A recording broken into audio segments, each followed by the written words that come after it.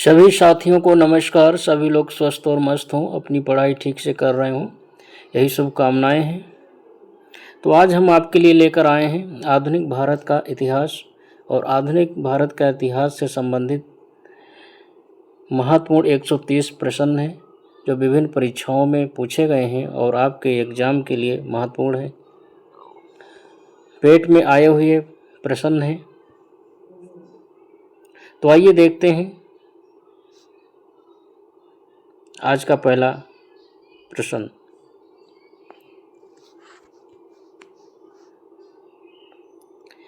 दक्षिण भारत के राजा मार्तंड वर्मा ने 1741 ईस्वी में कोलाचेल की लड़ाई में डच ईस्ट इंडिया कंपनी को परास्त किया था। तो दक्षिण भारत के राजा मार्तंड वर्मा ने 1741 ईस्वी में कोलाचेल की लड़ाई में डच ईस्ट इंडिया कंपनी को पराजित किया था। तो दक्षिण के जो राजा मार्तंड वर्मा हैं, तो दक्षिण के त्रावणकोर के राजा थे।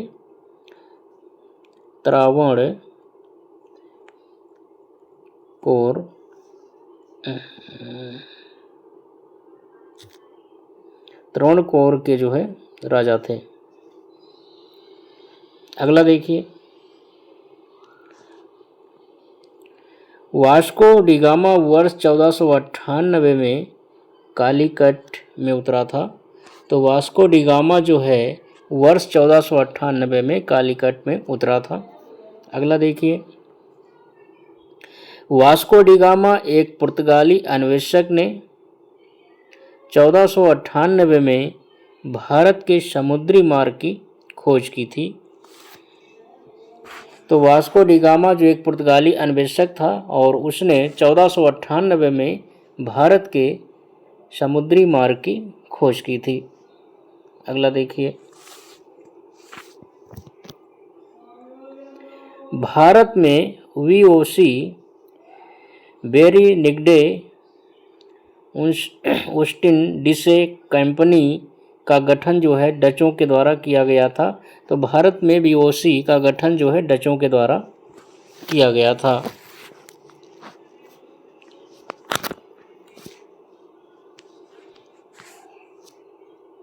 अगला देखिए, डच ईस्ट इंडिया कंपनी की स्थापना हुई तब भारत पर मुगल सम्राट का शासन था। जब ईस्ट इंडिया कंपनी की स्थापना हुई थी तो उस समय भारत पर मुगल सम्राटों का शासन था। अगला देखिए,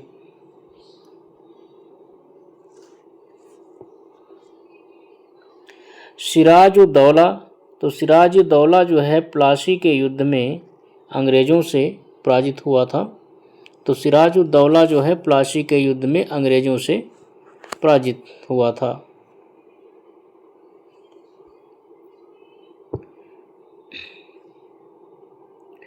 प्लासी का जो युद्ध है, तो प्लासी का युद्ध ये 23 जून 1757 को हुआ था। अगला देखिए, तो प्लासी का युद्ध जो है 23 जून 1757 में लड़ा गया था। अगला देखिए, प्लासी की लड़ाई अंग्रेज़ों और सिराजुद्दौला के बीच लड़ी गई थी। तो जो प्लासी की लड़ाई थी ये अंग्रेज़ों और सिराजुद्दौला के बीच लड़ी गई थी। अगला देखिए,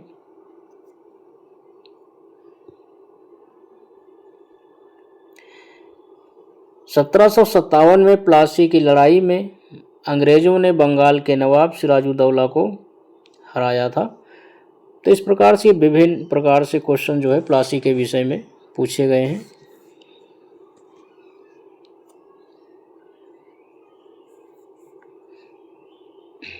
अगला देखिए,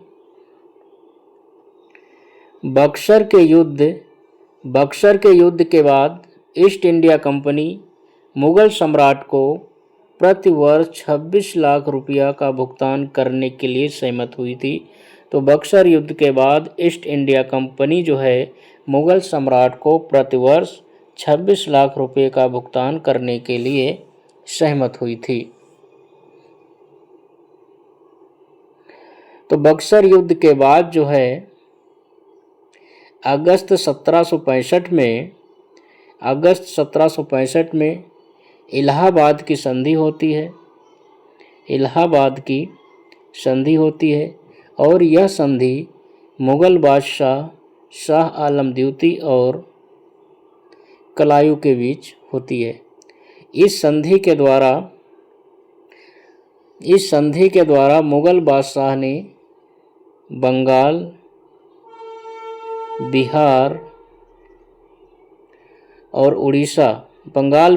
और उड़ीसा की दीवानी जो है अंग्रेज़ों को सौंप दी थी, मतलब कंपनी को सौंप दी थी। कंपनी ने क्या किया था? कंपनी ने कहा कि अवध के नवाब से कड़ा और इलाहाबाद, मतलब कड़ा और मानीपुर का क्षेत्र जो है ये मुगलों को दे दिया था। तो अंग्रेज़ों ने क्या किया कि कड़ा और मानीपुर का क्षेत्र जो है ये अवध के नवाब से लिया और मुगल बादशाह को दे दिया। और साथ में जो है कंपनी ने जो है 26 लाख रुपये जो है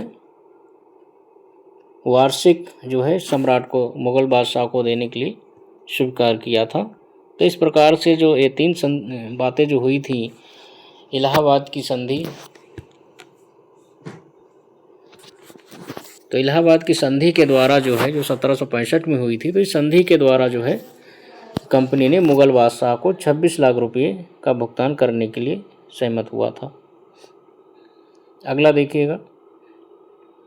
बक्सर के युद्ध के बाद अवध के नवाब ने इलाहाबाद और कड़ा को मुगल सम्राट को सौंप दिया था, जो ब्रिटिश सैनिकों के संरक्षण के अंतर्गत आया था। तो बक्सर युद्ध के बाद जो है अवध के नवाब जो थे उन्होंने इलाहाबाद और कड़ा का जो क्षेत्र था वो मुगल सम्राट को सौंप दिया था, जो ब्रिटिश सैनिकों के संरक्षण के अंतर्गत उसे लाया गया था। अगला देखिए।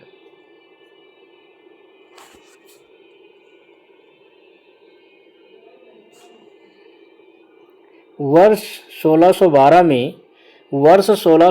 में ईस्ट इंडिया कंपनी के जहाज़ों ने सूरत के पास स्थित स्वाली एस्चुरी में पुर्तगालियों को पराजित किया था। तो वर्ष 1612 में ईस्ट इंडिया कंपनी के जहाज़ों ने सूरत के पास स्वाली में पुर्तगालियों को पराजित किया था। तो पुर्तगालियों को जो पराजित किया था तो 1612 में ईस्ट इंडिया कंपनी ने जो है सूरत के पास स्वाली में जो है पुर्तगालियों को पराजित किया था। अगला देखिए।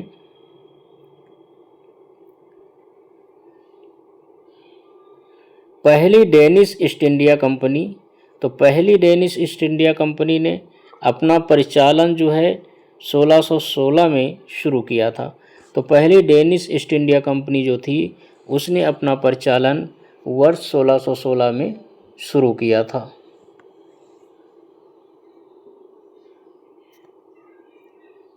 अगला देखिए। श्रीरंगपट्टम का ऐतिहासिक शहर, जिसे टीपू सुल्तान और उसके पिता हैदर अली की कब्रों का घर माना जाता है, वह मैसूर शहर से लगभग 15 किलोमीटर की दूरी पर है। तो श्रीरंगपट्टनम जो ऐतिहासिक शहर है, जिसे टीपू सुल्तान और उसके पिता हैदर अली की कब्रों का घर माना जाता है, तो वह मैसूर से जो है लगभग 15 किलोमीटर की दूरी पर स्थित है।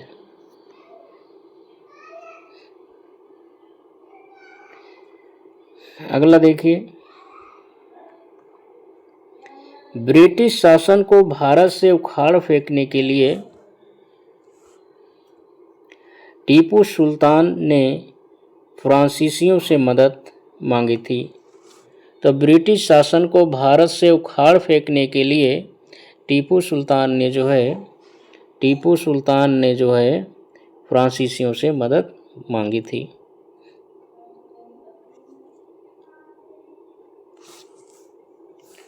टीपू सुल्तान जो है ये मैसूर का शासक था। तो टीपू सुल्तान जो है ये मैसूर का शासक था। अगला देखिए,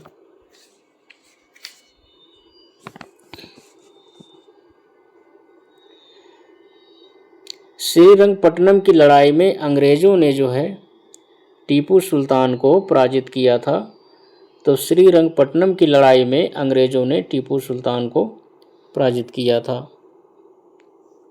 श्रीरंगपट्टनम की लड़ाई जो है ये 1799 में हुई थी।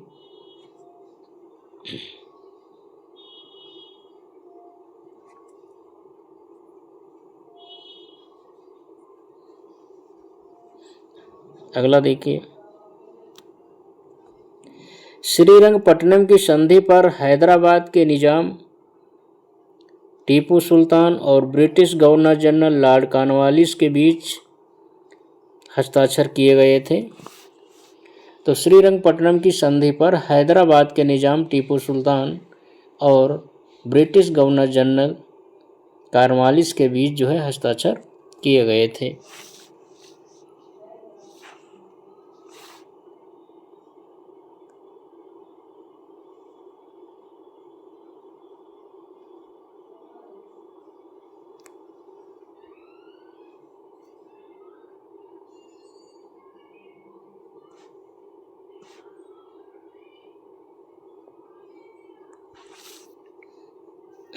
अगला देखिए, वर्ष 1809 में ईस्ट इंडिया कंपनी ने रणजीत सिंह के साथ अमृतसर की पहली संधि पर हस्ताक्षर किए थे। तो 1809 में ईस्ट इंडिया कंपनी ने रणजीत सिंह के साथ अमृतसर की संधि की थी। तो अमृतसर की संधि 1809 में रणजीत सिंह और अंग्रेजों के बीच हुई थी।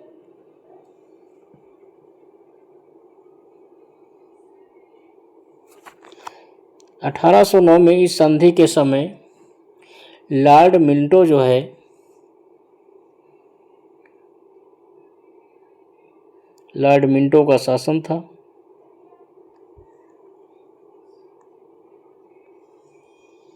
और चार्ल्स मेटकाफ की मध्यस्थता से यह संधि हुई थी। चार्ल्स मेटकाफ की मध्यस्थता से जो है यह संधि हुई थी।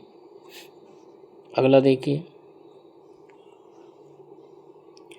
मुंबई से थाने तक भारत में पहली यात्री ट्रेन वर्ष 1853 में चली थी। तो मुंबई से थाने तक भारत में पहली यात्री ट्रेन वर्ष 1853 में चली थी। अगला देखिए, बंगाल में प्रथम governor general Lord Warren Hastings थे। तो बंगाल में प्रथम governor general Lord Warren Hastings थे। पेट में आया हुआ प्रश्न है। अगला देखिए, भारत के governor general Lord William Bentinck ने सती प्रथा को समाप्त करने हेतु वर्ष 1829 में कानून पारित किया था। तो भारत के governor general Lord William Bentinck ने सती प्रथा को समाप्त करने हेतु वर्ष 1829 में कानून पारित किया था। अगला देखिए, सती प्रथा को लॉर्ड विलियम बेंटिंक ने समाप्त किया था। तो सती प्रथा को लॉर्ड विलियम बेंटिंक ने समाप्त किया था। अगला देखिए,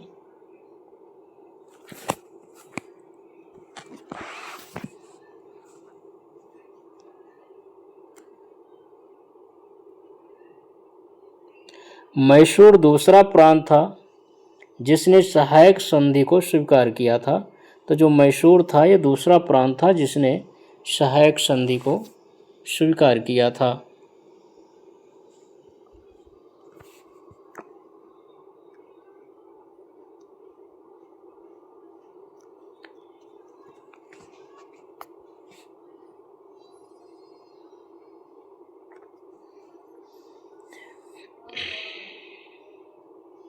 अगला देखिए, सिविल सेवा। तो सिविल सेवा लॉर्ड कॉर्नवालिस के शासनकाल में शुरू की गई थी। सिविल सेवा जो है लॉर्ड कॉर्नवालिस के शासनकाल में शुरू की गई थी।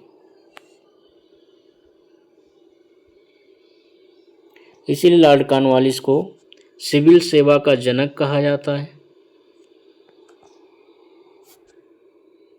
अगला देखिए,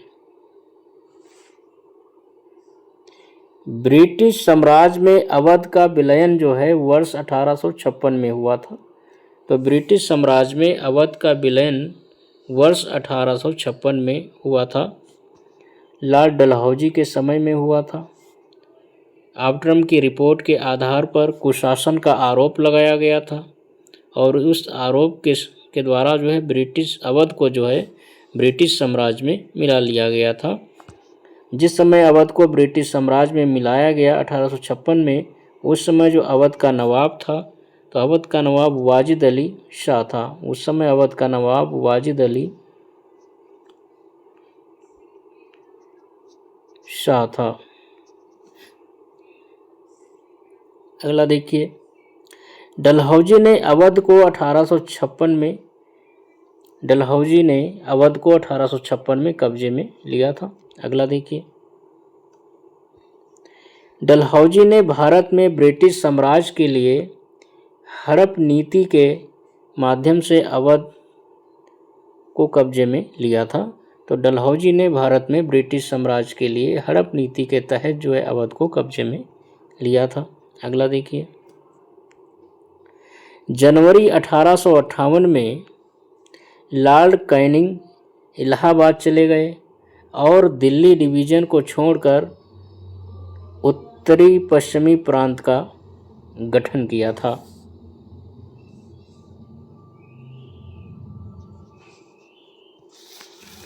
तो जनवरी 1858 में लॉर्ड कैनिंग जो है इलाहाबाद चले गए थे और दिल्ली डिवीज़न को छोड़कर उत्तरी पश्चिमी प्रांत का गठन किया था। अगला देखिए, भारत में गवर्नर जनरल लॉर्ड रिपन को जो है स्थानीय स्वशासन का पिता कहा जाता है। तो भारत में गवर्नर जनरल लॉर्ड रिपन को स्थानीय स्वशासन का पिता कहा जाता है। अगला देखिए, हिंदू विधवा पुनर्विवाह अधिनियम 1856, जिसे अधिनियम 15 या 1856 भी कहा जाता है, 26 जुलाई 1856 को लागू हुआ था और जिसे लॉर्ड कैनिंग के द्वारा पारित किया गया था। तो हिंदू विधवा पुनर्विवाह अधिनियम 1856, जिसे अधिनियम 15 के द्वारा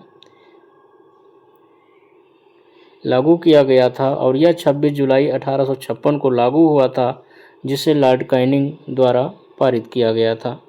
अगला देखिए,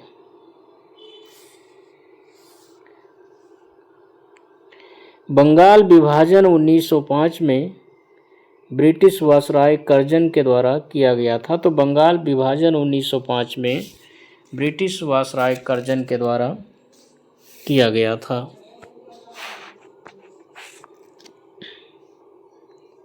अगला देखिए,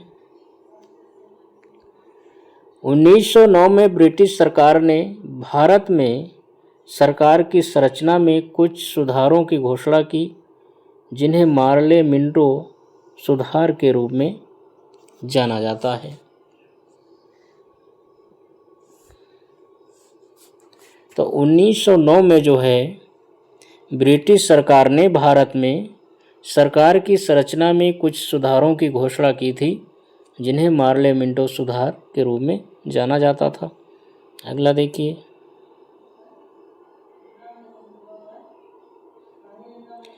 जॉन मार्ले द्वारा तैयार किया गया मार्ले मिंटो सुधार वर्ष 1909 में अधिनियमित किया गया था।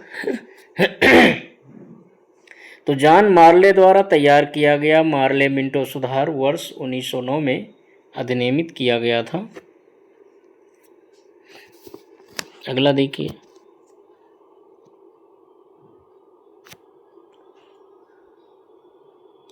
बंगाल में स्थायी उपनिवेश की शुरुआत जो है लॉर्ड कॉर्नवालिस ने की थी। तो बंगाल में जो है स्थायी उपनिवेश की शुरुआत जो है लॉर्ड कॉर्नवालिस ने की थी।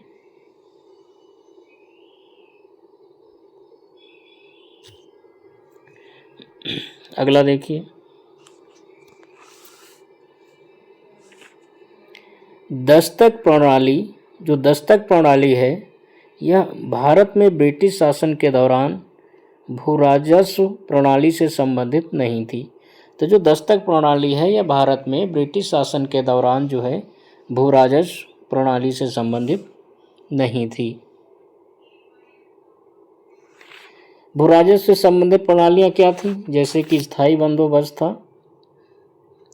बंदोबस्त था, महालवाड़ी व्यवस्था थी और रैयतवाड़ी व्यवस्था थी। ये भूमि राजस्व से संबंधित थी। दस्तक क्या था, दस्तक एक चुंगी था, दस्तक जो है एक परमिट था और दस्तक नामक एक प्रपत्र जो है कंपनी के द्वारा अपने अभिकर्ताओं को, व्यापार करने वालों को जारी किया जाता था, जिससे उन्हें निःशुल्क व्यापार करने की सुविधा मिलती थी। अगला देखिए, स्थायी बंदोबस्त सबसे पहले बंगाल और बिहार में शुरू किया गया था। तो जो स्थायी बंदोबस्त था इसे सबसे पहले बंगाल और बिहार में शुरू किया गया था। अगला देखिए, महालवाड़ी प्रणाली जो है ये संयुक्त प्रांत उत्तर प्रदेश में लागू की गई थी। तो जो महालवाड़ी प्रणाली थी ये संयुक्त प्रांत उत्तर प्रदेश में लागू की गई थी, जिसे आधुनिक मध्य प्रांत एवं बरार क्षेत्र भी कहते हैं। पंजाब के कुछ क्षेत्रों में इसे लागू किया गया था और यह कुल भूभाग का 30% क्षेत्र पर जो है लागू किया गया था इसे। अगला देखिए, लॉर्ड डलहौजी की विलय नीति का प्रथम शिकार जो है सतारा राज हुआ था। तो लॉर्ड डलहौजी की विलय नीति का प्रथम शिकार सतारा राज हुआ था। अगला देखिए, लॉर्ड डलहौजी जो है हड़प नीति का कट्टर समर्थक था। तो लॉर्ड डलहौजी जो है ये हड़प नीति का जो है कट्टर समर्थक था। ये पेट में आया हुआ प्रश्न है। अगला देखिए, 1851 में गवर्नर जनरल लॉर्ड डलहौजी ने अवध राज का वर्णन एक चेरी जो एक दिन हमारे मुंह में गिरेगी के रूप में किया है।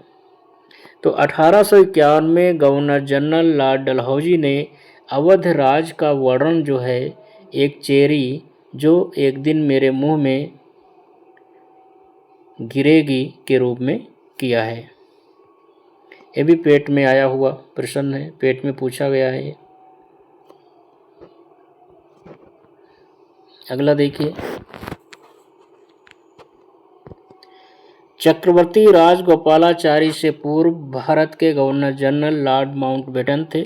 तो चक्रवर्ती राजगोपालाचारी से पूर्व भारत के गवर्नर जनरल लॉर्ड माउंटबेटन थे। अगला देखिए, स्वतंत्र भारत के प्रथम भारतीय व अंतिम गवर्नर जनरल चक्रवर्ती राजगोपालाचारी थे। तो स्वतंत्र भारत के प्रथम भारतीय और अंतिम गवर्नर जनरल जो है चक्रवर्ती राजगोपालाचारी थे।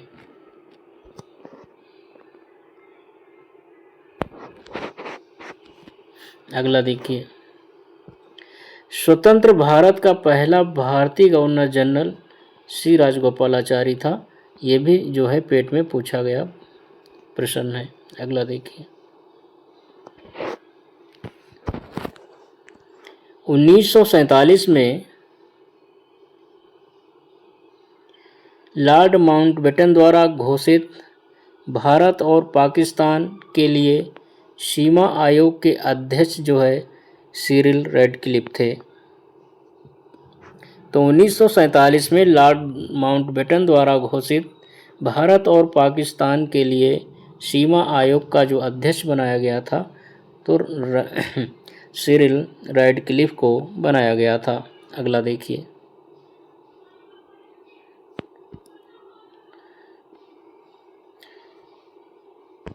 और इन्हीं रैडक्लिफ के नाम पर ही जो है भारत और पाकिस्तान के बीच जो सीमा रेखा है उसे रैडक्लिफ रेखा कहा जाता है। अगला देखिए, अंग्रेज़ों के खिलाफ भारतीय सैनिकों द्वारा पहला बड़े पैमाने पर विद्रोह जो है बिल्लौर विद्रोह 1806 में किया था। तो अंग्रेज़ों के खिलाफ भारतीय सैनिकों द्वारा पहला बड़े पैमाने पर विद्रोह बिल्लौर विद्रोह 1806 में किया था। अगला देखिए,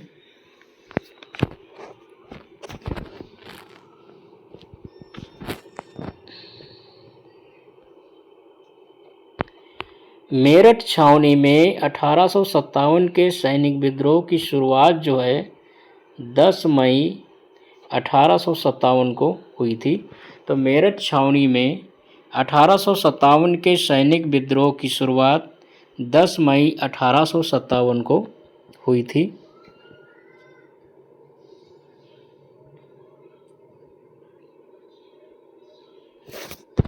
अगला देखिए, सिपाहियों द्वारा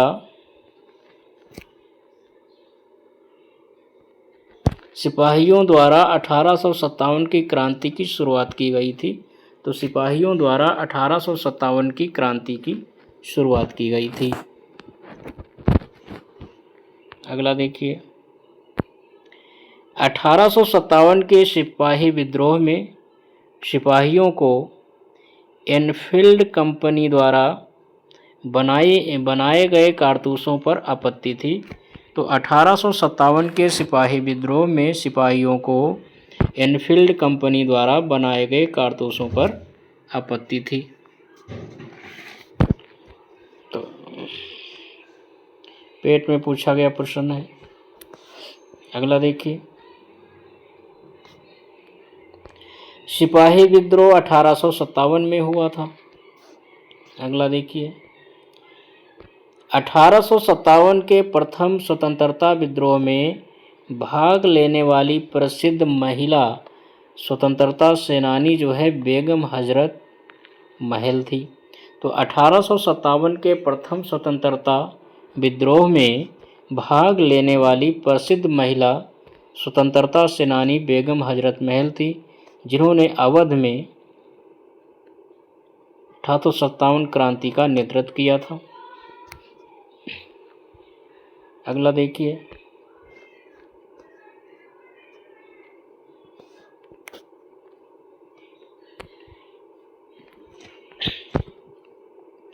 अवध के रियासत से प्रसिद्ध योद्धा बेगम हजरत महल थी।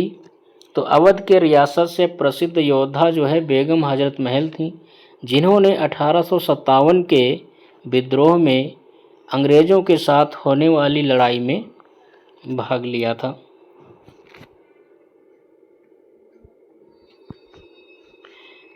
अगला देखिए,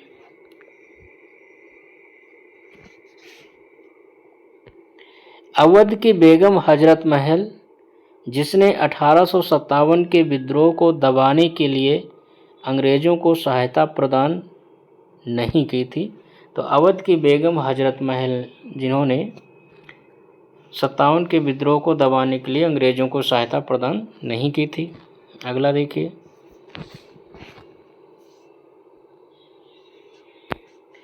1857 के विद्रोह के प्रसिद्ध नेताओं में से एक तात्या टोपे को अंग्रेज़ों ने 1859 में शिवपुरी में फांसी दे दी थी। तो 1857 के विद्रोह के प्रसिद्ध नेताओं में से एक तात्या टोपे को अंग्रेज़ों ने 1859 में शिवपुरी में फांसी दी थी? अगला देखिए,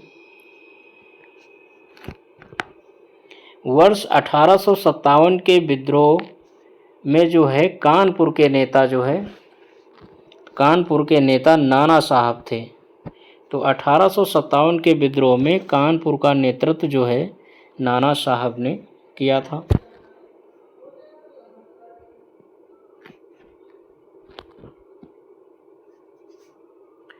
तो कानपुर में नाना साहब ने किया था। लखनऊ में बेगम हजरत महल ने किया था। ग्वालियर में जो है तात्या टोपे ने किया था। जगदीशपुर बिहार में कुंवर सिंह ने किया था, जिन्हें कुंवर जगदीश सिंह कहते हैं। झांसी में रानी लक्ष्मीबाई ने किया था। अगला देखिए, बाबा रामचंद्र अवध के कृषक आंदोलन के नेता थे। तो बाबा रामचंद्र जो है ये अवध में कृषक आंदोलन के नेता थे। अगला देखिए, हंटर आयोग ने प्राथमिक शिक्षा के विकास पर अधिक बल दिया था। तो जो हंटर आयोग था, इस हंटर आयोग ने प्राथमिक शिक्षा के विकास पर अधिक बल दिया था। हंटर आयोग जो है 1882 में बना था। W हंटर की अध्यक्षता में यह आयोग बनाया गया था। अगला देखिए,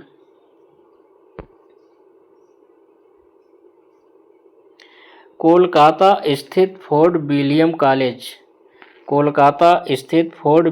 कॉलेज की स्थापना 1800 में रिचर्ड बेल्जली के द्वारा की गई थी।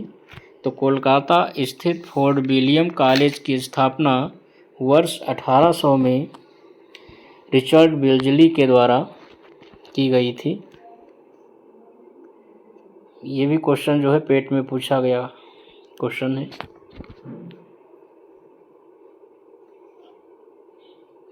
रिचर्ड बेल्जली जो है ये बंगाल के गवर्नर थे, और जो 1798 से जो है 1805 तक जो है बंगाल के गवर्नर रहते हैं। और उसी दौरान जो है इन्होंने कोलकाता में जो है फोर्ट विलियम कॉलेज की स्थापना की थी। अगला देखिए,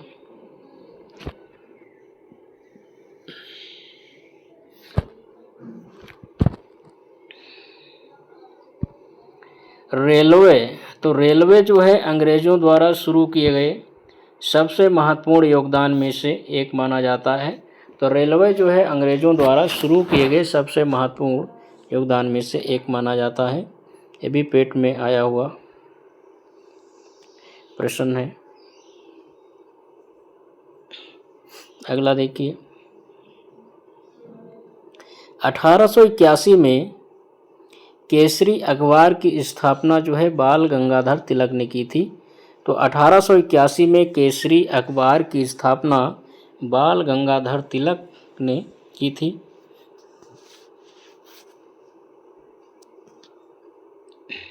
अगला देखिए, स्वतंत्र समाचार पत्र पत्रिका के संस्थापक। तो स्वतंत्र नामक जो समाचार पत्र था, तो स्वतंत्र समाचार पत्र या पत्रिका के संस्थापक जो है मोतीलाल नेहरू थे।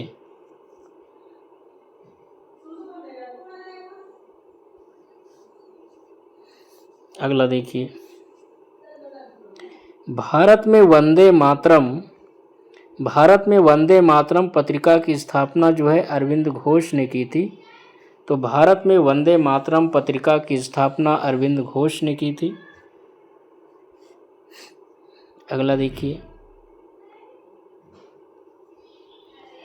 वेदों की ओर चलो का नारा दयानंद सरस्वती ने दिया था। तो वेदों की ओर चलो का नारा दयानंद सरस्वती ने दिया था।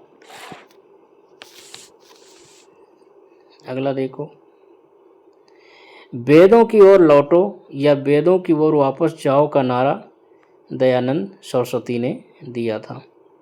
अगला देखिए, दयानंद सरस्वती ने मुंबई शहर में पहली बार 1857 में, एक मिनट,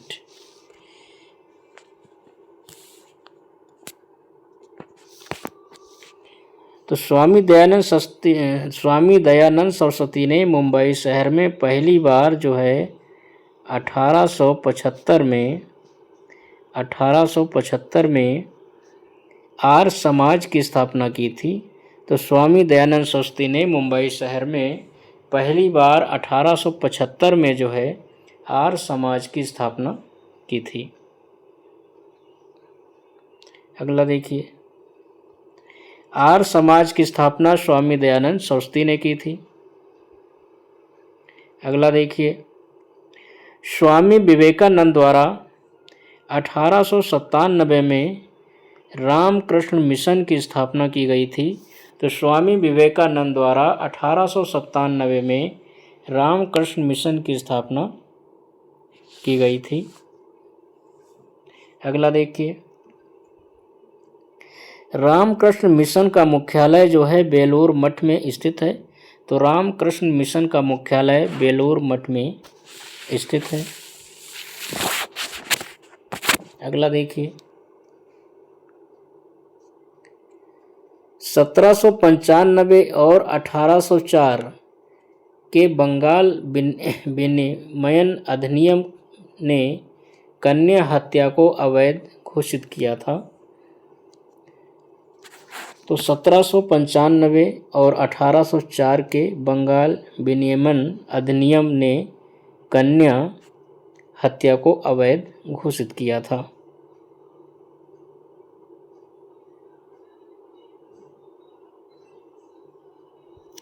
तो बंगाल विनिमयन अधिनियम 21 के द्वारा जो है कन्या हत्या को अवैध घोषित किया गया था।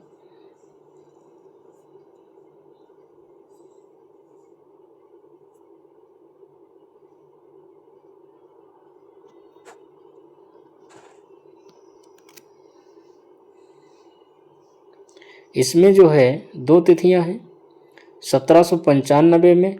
तो 1795 की जो तिथि है तो उस समय बंगाल के गवर्नर जनरल जॉन शोर थे। तो जॉन शोर ने जो है 1795 में कन्या शिशु हत्या को अवैध घोषित किया था। और उसके बाद जो है 1804 में जो है बेल्जली ने भी 1804 में बेल्जली ने भी जो है कन्या शिशु हत्या को अवैध घोषित किया था। अगला देखिए, 1891 में बीएम मालाबारी के प्रयासों को तब फल मिला जब सहमति की उम्र अधिनियम को पारित किया गया, जिसके अनुसार 12 वर्ष से कम की बालिका के विवाह पर प्रतिबंध लगाया गया था। तो 1891 में बीएम मालाबारी के प्रयासों को तब फल मिला जब सहमति की उम्र अधिनियम को पारित किया गया और जिसके अनुसार 12 वर्ष से कम की बालिका के विवाह पर रोक लगाई गई। अगला देखिए,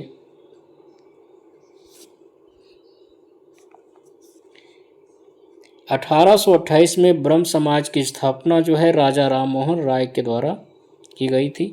तो 1828 में ब्रह्म समाज की स्थापना राजा राम मोहन राय के द्वारा की गई थी। अगला देखिए,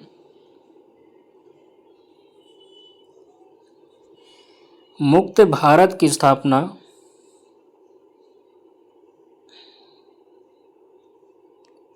मुक्त भारत समाज की स्थापना जो है वीर सावरकर के द्वारा की गई थी। तो मुक्त भारत समाज की स्थापना वीर सावरकर के द्वारा की गई थी। अगला देखिए,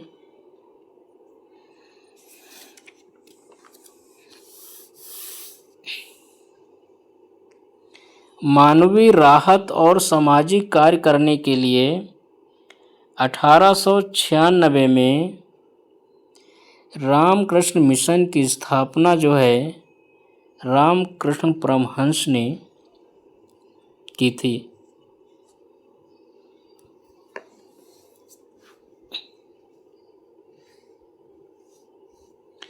तो मानवीय राहत और सामाजिक कार्य करने के लिए 1897 कर लीजिए, 1897 करिए। तो मानवीय राहत और सामाजिक कार्य करने के लिए 1897 में रामकृष्ण मिशन की स्थापना जो है रामकृष्ण परमहंस ने की थी। अगला देखिए, ब्रिटिश शासन के दौरान भारत की अधिकांश जनसंख्या जीविका के लिए जो है प्राथमिक क्षेत्र पर निर्भर थी। तो ब्रिटिश शासन के दौरान भारत की अधिकांश जनसंख्या जो है अपने जीविका के लिए प्राथमिक क्षेत्र पर निर्भर थी। और ये प्राथमिक क्षेत्र क्या होता है? तो प्राथमिक क्षेत्र जो है ये कृषि है ना, कृषि क्षेत्र होता है। तो प्राथमिक क्षेत्र क्या होता है? कृषि क्षेत्र होता है। तो कृषि पर निर्भरता है ना, कृषि पर जनता निर्भर थी। तो ब्रिटिश शासन के दौरान भारत की जो अधिकांश जनसंख्या थी वो अपने जीविका के लिए प्राथमिक क्षेत्र मतलब कृषि पर निर्भर थी। प्रत्यक्ष या परोक्ष रूप से जो है वो कृषि पर ही निर्भर थे। अगला देखिए, 1875 में अलीगढ़ आंदोलन से सर सैयद अहमद खान का नाम जुड़ा हुआ है। तो 1875 अलीगढ़ आंदोलन के प्रवर्तक जो है सर सैयद अहमद खान थे। अगला देखिए,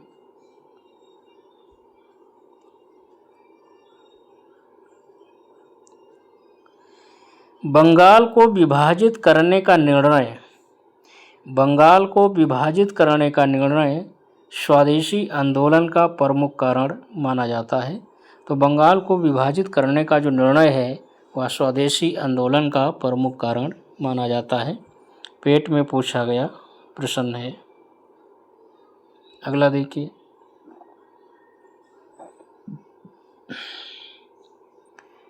बंगाल में स्वदेशी आंदोलन के दौरान तिरंगा झंडा जिसमें लाल हरा पीला रंग था डिजाइन किया गया था। तो बंगाल में स्वदेशी आंदोलन के दौरान तिरंगा झंडा जिसमें लाल हरा और पीला रंग था डिजाइन किया गया था। ये भी पेट में आया हुआ प्रश्न है। अगला देखिए, बंगाल के विभाजन ने पूरे भारत में लोगों को क्रोधित कर दिया था और डेल्टा आंध्र में स्वदेशी आंदोलन हुआ। इसे वंदे मातरम आंदोलन के नाम से जाना जाता था। तो बंगाल के विभाजन ने पूरे भारत में लोगों को क्रोधित कर दिया था और डेल्टा आंध्र में स्वदेशी आंदोलन हुआ। इसे वंदे मातरम आंदोलन के नाम से जाना जाता है। ये भी पेट में आया हुआ प्रश्न है। तो आंध्र मतलब आंध्र प्रदेश, आंध्र का मतलब आंध्र प्रदेश राज्य से है। तो यहाँ पे जो स्वदेशी आंदोलन हुआ था उसे वंदे मातरम आंदोलन के नाम से जाना जाता है। अगला देखिए,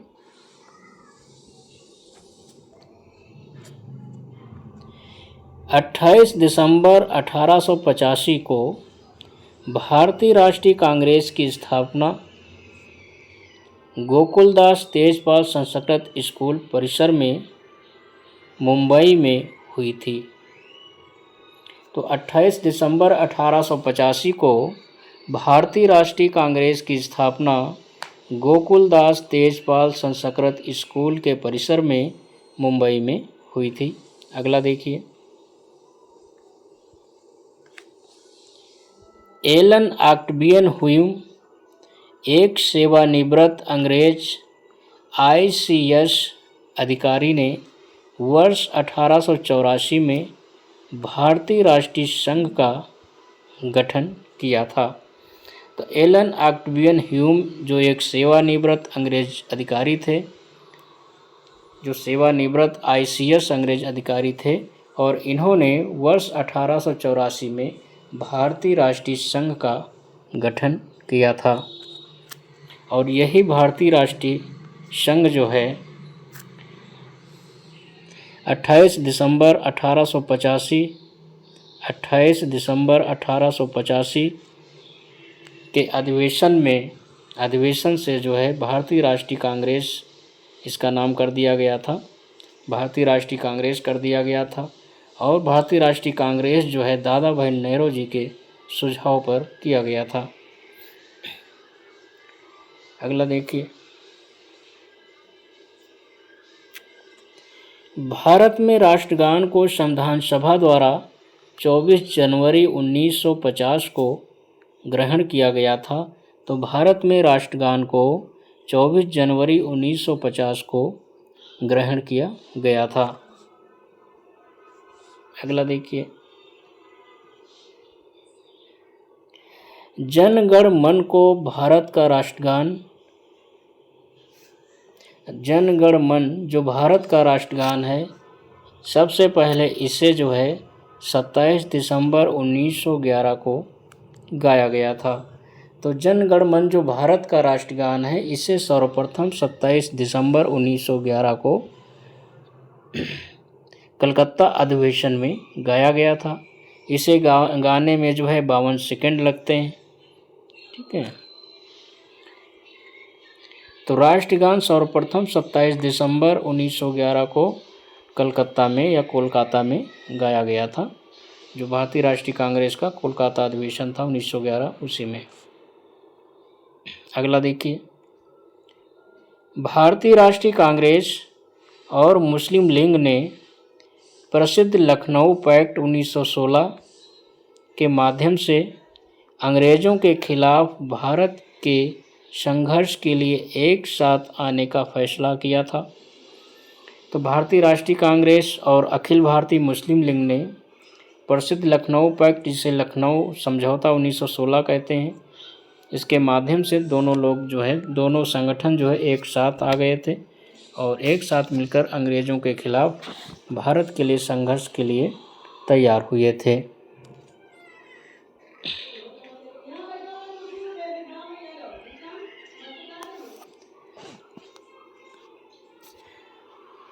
अगला देखिए, महात्मा गांधी द्वारा भारतीय राष्ट्रीय कांग्रेस के एक अधिवेशन का सभापतित्व किया गया था। तो महात्मा गांधी द्वारा भारतीय राष्ट्रीय कांग्रेस के केवल एक ही अधिवेशन की अध्यक्षता की थी, मतलब एक ही अधिवेशन के केवल अध्यक्ष बने थे। अगला देखिए, महात्मा गांधी ने भारतीय राष्ट्रीय कांग्रेस के 1924 बेलगाम अधिवेशन की केवल अध्यक्षता की थी और एक बार ही अध्यक्ष रहे। अगला देखिए,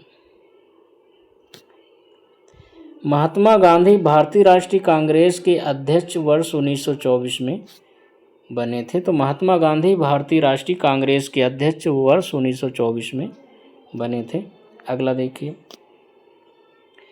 भारतीय राष्ट्रीय कांग्रेस के लाहौर अधिवेशन में पूर्ण स्वराज को अपना अंतिम लक्ष्य घोषित किया गया था।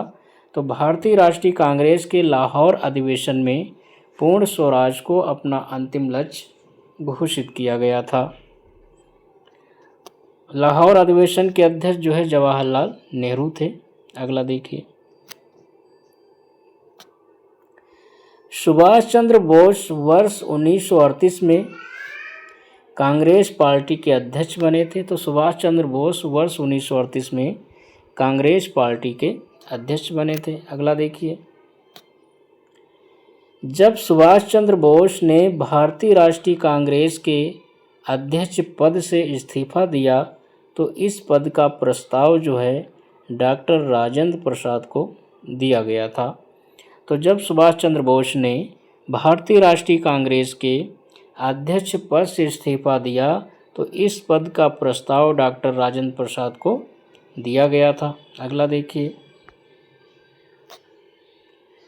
भारतीय राष्ट्रीय कांग्रेस के प्रथम मुस्लिम अध्यक्ष जो है बदरुद्दीन तैयब जी थे। तो भारतीय राष्ट्रीय कांग्रेस के प्रथम मुस्लिम अध्यक्ष बदरुद्दीन तैयब जी थे और बदरुद्दीन तैयब जी ने 1887 के मद्रास अधिवेशन की अध्यक्षता की थी। मद्रास अधिवेशन की अध्यक्षता की थी। अगला देखिए,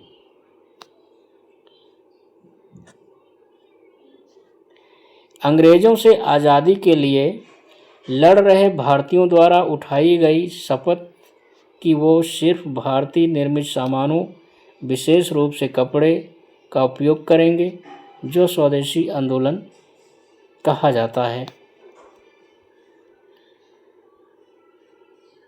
तो अंग्रेजों से आज़ादी के लिए लड़ रहे भारतीयों द्वारा उठाई गई शपथ कि वो सिर्फ भारतीय निर्मित सामानों, विशेष रूप से कपड़े का उपयोग करेंगे, और इसे क्या कहा गया? स्वदेशी आंदोलन कहा जाता है। इसी को जो है स्वदेशी आंदोलन कहा जाता है। अगला देखिए, ब्रिटिश भारत सरकार ने बंगाल के विभाजन को लागू करने के निर्णय की घोषणा जो है 20 जुलाई 1905 को की थी। तो ब्रिटिश भारत सरकार ने बंगाल के विभाजन को लागू करने की घोषणा 20 जुलाई 1905 को की थी।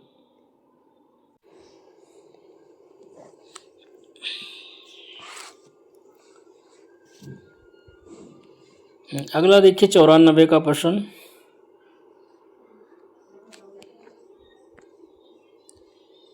ब्रिटिश भारत सरकार ने बंगाल के विभाजन को लागू करने के निर्णय की घोषणा जो है 20 जुलाई 1905 को की थी। अगला देखिए, बंगाल के विभाजन 1905 के विरोध में हुए आंदोलन का नेतृत्व जो है सुरेंद्रनाथ बनर्जी ने भी किया था। तो बंगाल के विभाजन 1905 के विरोध में हुए आंदोलन का नेतृत्व सुरेंद्रनाथ बनर्जी ने भी किया था।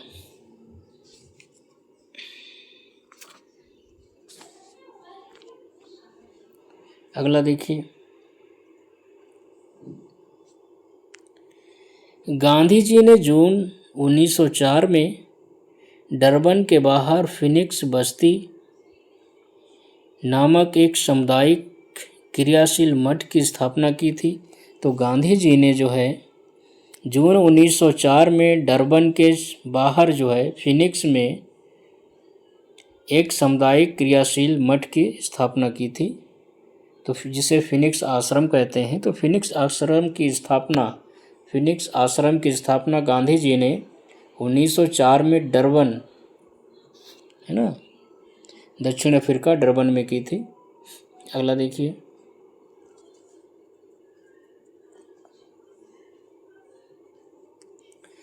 महात्मा गांधी जो है भाव से चलने वाले जहाज SS सफारी द्वारा दक्षिण अफ्रीका के डरबन पहुंचे थे। तो महात्मा गांधी जो है भाव से चलने वाले जहाज SS सफारी द्वारा दक्षिण अफ्रीका के डरबन पहुंचे थे।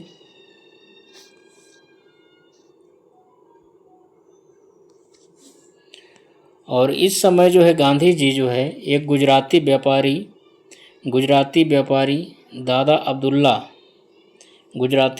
दादा अब्दुल्ला का जो है केस लड़ने के लिए दक्षिण अफ्रीका गए थे SS सफारी नामक जहाज से, जो भाप से चलता था।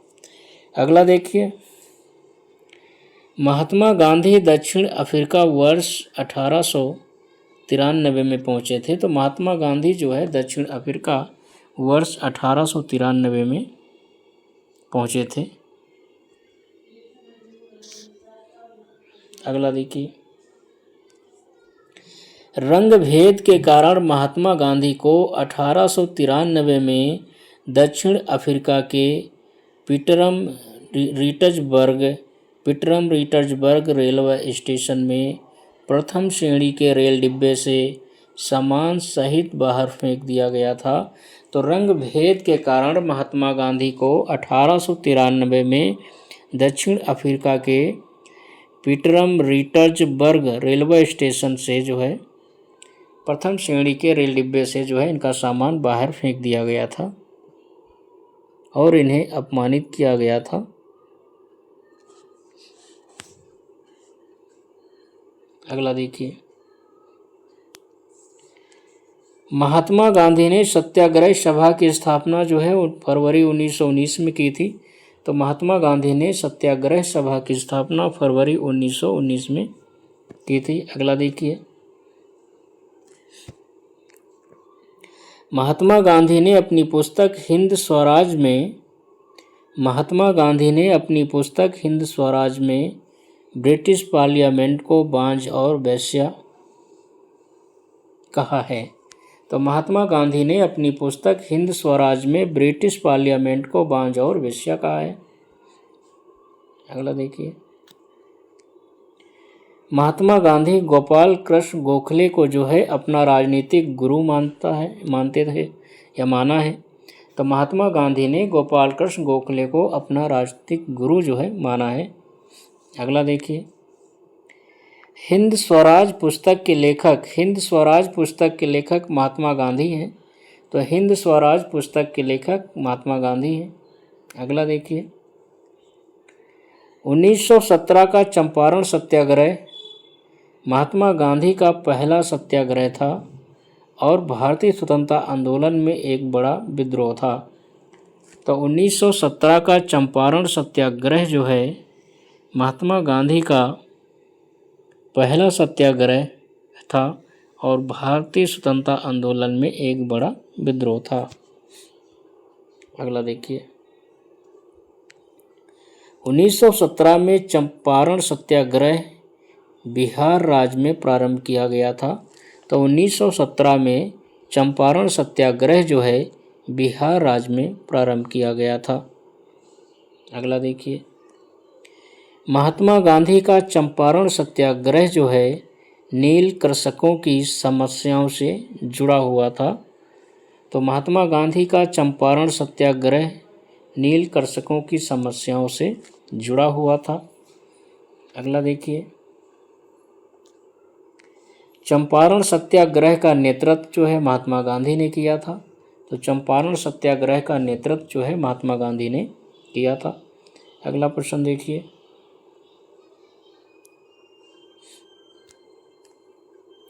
कांग्रेस के कोलकाता अधिवेशन में महात्मा गांधी ने अन्य नेताओं को खिलाफत के साथ साथ स्वराज के समर्थन में असहयोग आंदोलन शुरू करने की आवश्यकता के बारे में आश्वस्त किया था।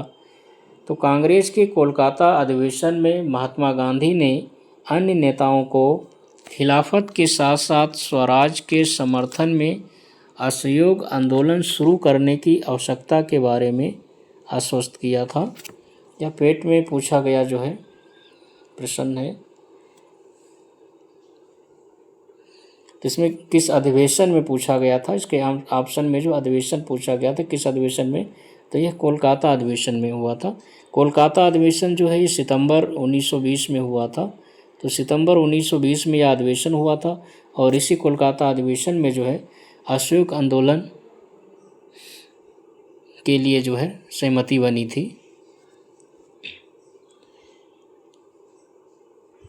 अगला देखिए,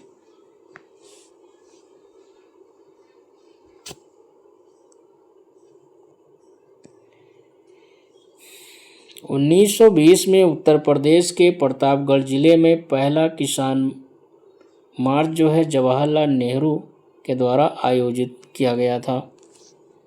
तो 1920 में उत्तर प्रदेश के प्रतापगढ़ जिले में पहला किसान मार्च जो है जवाहरलाल नेहरू के द्वारा आयोजित किया गया था। यह भी पेट में आया हुआ प्रश्न है, काफ़ी महत्वपूर्ण है। अगला देखिए, महात्मा गांधी के अमेरिकी जीवनी लेखक लुई फिशर ने लिखा था कि असहयोग भारत और गांधी के जीवन में एक नए युग का नाम बन गया है। तो महात्मा गांधी के अमेरिकी जीवनी लेखक लुई फिशर ने लिखा था कि असहयोग जो है भारत और गांधी के जीवन में एक युग का नाम बन गया है। तो यह बात जो है लुई फिशर ने कहा था गांधी के विषय में। अगला देखिए, महात्मा गांधी ने भारत में आदर्श गांव की स्थापना की सिफारिश की, जहां लोग सरल जीवन, उच्च सोच के आदर्श का अनुसरण करते हैं। तो महात्मा गांधी ने भारत में आदर्श गांव की स्थापना की सिफारिश की थी कि जहां लोग जो है सरल जीवन और उच्च सोच के आदर्श का अनुसरण करते हैं। तो आदर्श गांव स्थापना की जो है सिफारिश महात्मा गांधी ने की थी। अगला देखिए, महात्मा गांधी के साथ डॉक्टर किचलू और शौकत अली ने बाल गंगाधर तिलक की अर्थी उठाई थी। तो महात्मा गांधी के साथ डॉक्टर किचलू और शौकत अली ने बाल गंगाधर तिलक की अर्थी उठाई थी, मतलब अर्थी को कंधा दिया था। बाल गंगाधर तिलक की मृत्यु जो है 1 अगस्त 1920 को हुई थी। 1 अगस्त 1920 को जो है बाल गंगाधर तिलक की मृत्यु हो गई थी और उनकी मृत्यु के उपरांत जो है कंधा देने वालों में गांधी जी थे। गांधी जी के साथ डॉक्टर किचलू थे। किचलू जी के साथ एक मुस्लिम शौकत अली भी साथ में थे, जिन्होंने जो है तिलक को जो है कंधा दिया था, मतलब अर्थी उठाई थी। अगला देखिए, भारतीय मुसलमान चाहते थे कि खलीफा को तत्कालीन तुर्की साम्राज्य में मुस्लिम पवित्र स्थानों पर नियंत्रण बनाए रखने की अनुमति दी जाए। इस साम्राज्य को जो है ऑटोमन साम्राज्य नाम से जाना जाता था। तो भारतीय मुसलमान चाहते थे कि खलीफा को जो है तत्कालीन तुर्की साम्राज्य में मुस्लिम पवित्र स्थानों पर नियंत्रण बनाए रखने की अनुमति दी जाए और इस साम्राज्य को जो है ओटोमन साम्राज्य के नाम से जाना जाता था। तो ये भी जो है पेट में आया हुआ प्रश्न था।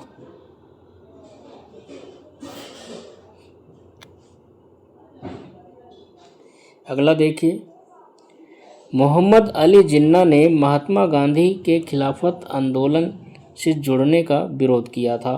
तो मोहम्मद अली जिन्ना थे जिन्होंने महात्मा गांधी के खिलाफत आंदोलन का विरोध किया था।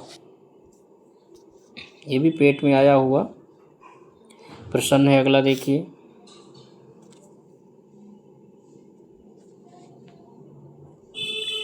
खलीफा की अस्थायी शक्तियों की रक्षा के लिए मार्च 1919 में मुंबई में एक खिलाफत समिति का गठन किया गया था। तो खलीफा की अस्थायी शक्तियों की रक्षा के लिए मार्च 1919 में मुंबई में एक खिलाफत समिति का गठन किया गया था। ये भी पेट में आया हुआ प्रश्न है। अगला देखिए, असहयोग आंदोलन 1 अगस्त 1920 में प्रारंभ हुआ था। तो जो असहयोग आंदोलन था वह 1 अगस्त 1920 में प्रारंभ हुआ था। अगला देखिए, चौरी चौरा घटना जो है, चौरी चौरा की घटना 4 फरवरी 1922 को हुई थी। तो चौरी चौरा की घटना जो है 4 फरवरी 1922 को हुई थी। अगला देखिए, चौरी चौरा की घटना जिसके कारण गांधी को अपना असहयोग आंदोलन बंद करना पड़ा, यह गोरखपुर में स्थित है। तो चौरी चौरा की जो घटना है यह गोरखपुर में हुई थी। अगला देखिए, असहयोग आंदोलन जो है 12 फरवरी 1922 को समाप्त हुआ था या वापस ले लिया गया था। तो असहयोग आंदोलन को 12 फरवरी 1922 को वापस ले लिया गया था। वापस कहाँ लिया गया था? बारदौली में लिया गया था। बारदौली में क्या किया गया था? तो बारदौली में कांग्रेस वर्किंग कमेटी की एक बैठक बुलाई गई थी और उसी बैठक में जो है असहयोग आंदोलन को स्थगित करने का निर्णय लिया गया था या घोषणा की गई थी और यह घोषणा जो है 12 फरवरी 1922 को की गई थी। अगला देखिए, वर्ष 1922 में असहयोग आंदोलन को निलंबित करने के बाद गांधी जी को अहमदाबाद से गिरफ्तार कर लिया गया और 6 वर्षों के साधारण कारावास की सज़ा सुनाई गई थी। तो वर्ष 1922 में असहयोग आंदोलन को निलंबित करने के बाद गांधी जी को जो है अहमदाबाद से गिरफ्तार किया गया और 6 वर्ष तक जो है उन्हें साधारण कारावास की सज़ा दी गई थी। अगला देखिए, सविनय अवज्ञा आंदोलन का जो मुख्य उद्देश्य था नमक कर का विरोध करना था। तो सविनय अवज्ञा आंदोलन का जो मुख्य उद्देश्य था नमक कर का विरोध करना था। अगला देखिए, महात्मा गांधी ने नमक सत्याग्रह जो 12 मार्च 1930 को साबरमती आश्रम से शुरू किया था।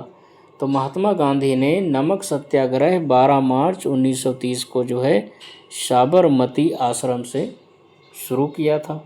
अगला देखिए,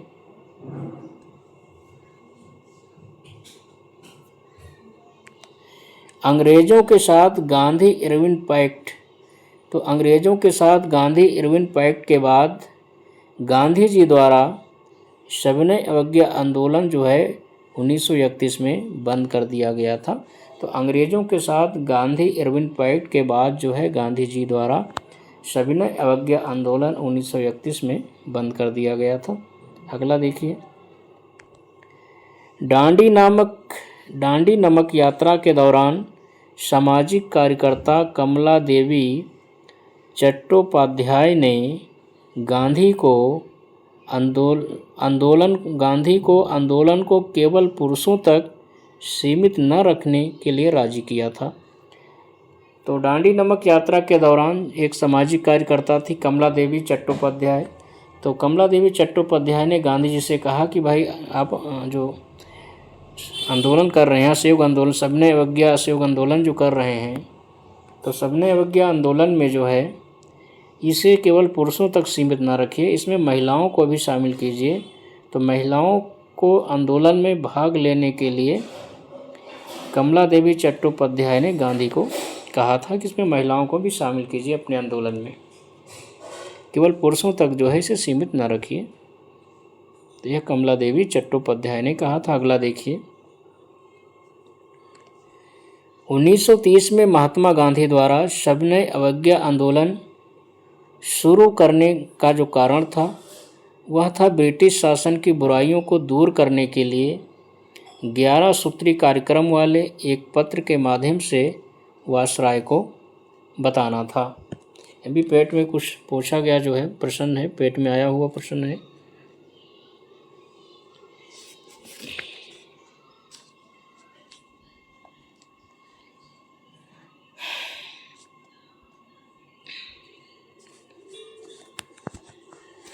तो 11 सूत्री कार्यक्रम था, 11 सूत्री मांगे थी और इन मांगों पे जब सहमति नहीं बन पाई थी तब फिर महात्मा गांधी ने जो सविनय अवज्ञा आंदोलन को शुरू किया था। इन 11 सूत्री मांगों में क्या शामिल था? तो इसमें था कि सेना के खर्च में कटौती की जाए, सिविल जो सेवक हैं उनके वेतन में जो है 50% के लगभग कटौती की जाए, पूर्ण रूप से शराबबंदी की जाए, जो राजनीतिक कैदी हैं उनको रिहा किया जाए, रुपये की स्टर्लिंग विनिमय दर को कम किया जाए, लगान में भी 50% की कटौती की जाए, नमक कर को समाप्त किया जाए। तो इस प्रकार की 11 मांगें थी गांधी की और इसे जो है वायसराय, उस समय का जो वायसराय होता है वो नहीं मानता है। जब नहीं मानता है तो फिर जो है वायसराय लॉर्ड इरविन होता है जो नहीं मानता है, तो फिर गांधी जो है सविनय अवज्ञा आंदोलन शुरू करते हैं।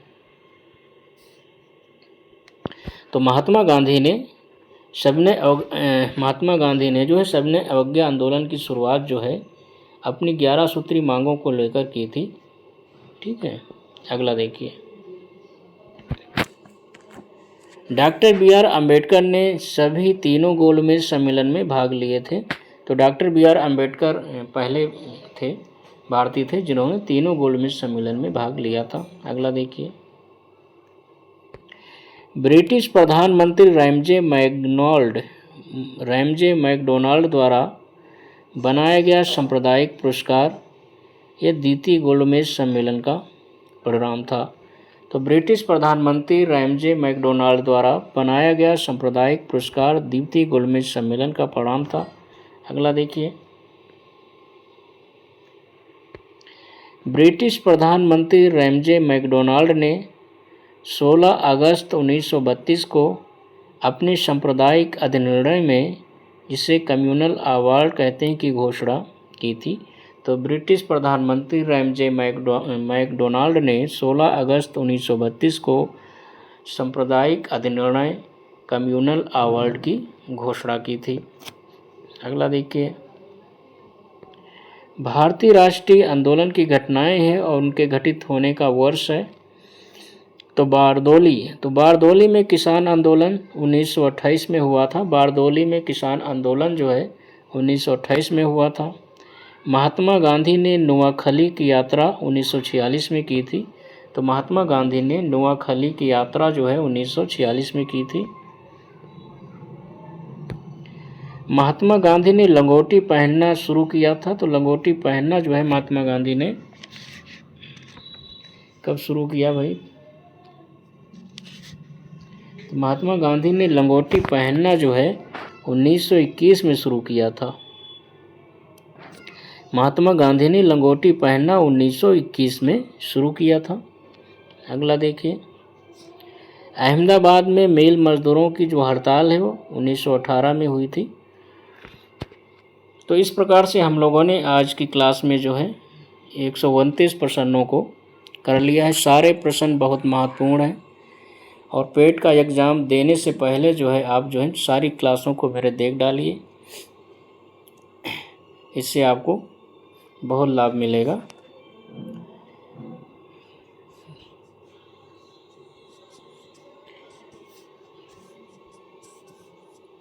देखने के लिए धन्यवाद। मिलते हैं अगली क्लास में।